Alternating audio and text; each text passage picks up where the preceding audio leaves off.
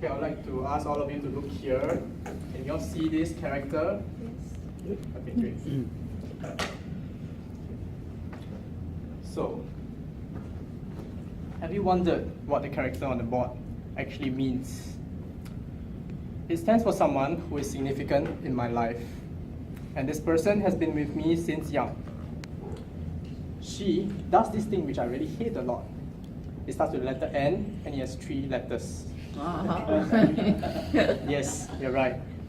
She nags a lot. It goes in from the right ear, comes out from the left ear, and it just never registers. Well, I guess there's one thing you can say that I dislike about my mother. However, I cannot remember the number of times where I disappointed her, ignored her advice, broke her heart, and worst of all, caused her to have sleepless nights. Yet in spite of all of this, she continued to believe in me. She saw something in me that I didn't have. And this caused me to have the love, encouragement, and support that I have from her, which shaped me to who I am today. Okay. In the year 2010, my mother pulled me out of depression. It was an extremely stressful year. I was taking my A-level examinations. Being a conscientious student, I wanted to do very well. I was competitive. I needed to do better than all of my other friends. So I studied, clocking 5 to 6 hours a day. I ignored all other aspects of my life. Now, eventually, I was burnt out. Yet, my mother, she continued to believe in me. She saw that I needed help, and she offered me help. It started off slow. She started listening to me. Next, she brought me to the doctors and became my second counselor. Finally, she continued to motivate me, helping me to find joy in sorrow. In spite of all of this, I still was spiraling down into depression. This was one of the most darkest periods in my life.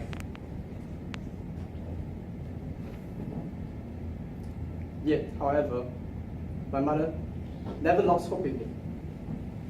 She continued to believe in me. And through her support, I realized that she was a very patient person. She was patient. She waited. She waited for me to come to my senses. She waited for me to reach out to her, and she waited for me to prove to her that I was still an obedient son. Fast forward to the year 2014, I grew in age as well as maturity. However, did I learn from my previous mistake? Did I? Grew wiser, actually. No, I did not. I was into clubbing. I started hanging out with friends who were partying. Getting high and drinking alcohol was the highlight of my entire life at a point in time. My mother, she saw all of this and she wanted me to stop, naturally. She started nagging. Obviously, I ignored her.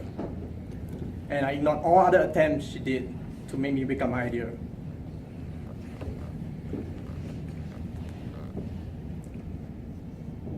However, she did not give up hope. She reached out to me. I remember one day when I was returning home after a late night of partying, excessive drinking. And there she was, still up, waiting for me.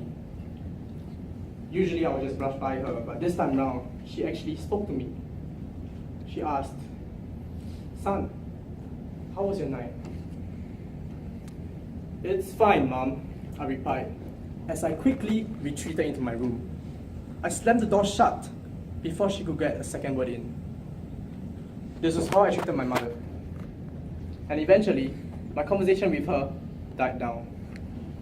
I was avoiding all opportunities to talk to her. I even skipped church, an activity which we used to enjoy together so much.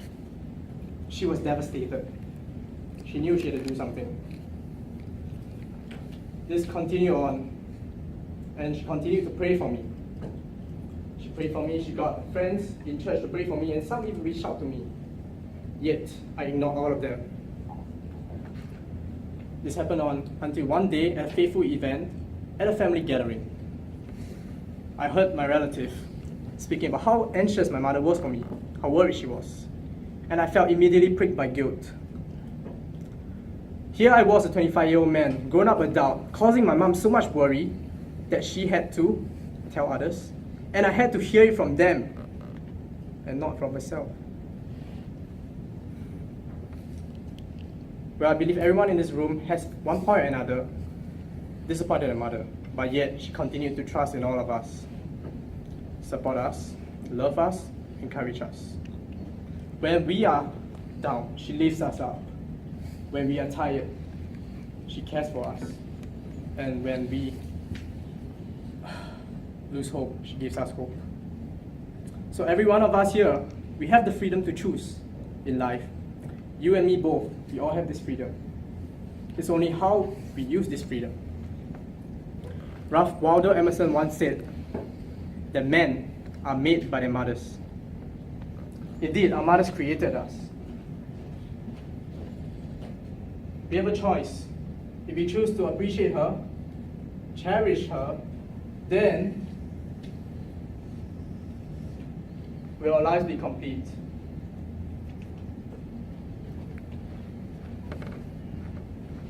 Yeah, thank you.